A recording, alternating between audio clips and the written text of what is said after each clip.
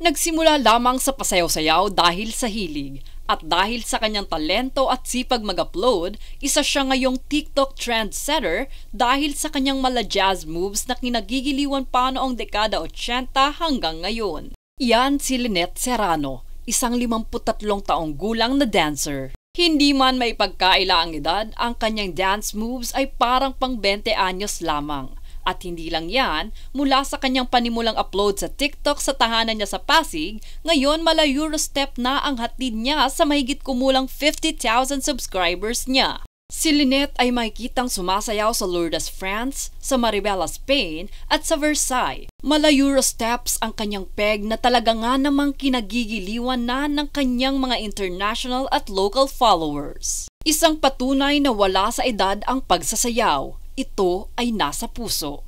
Keep dancing, Lynette Serrano.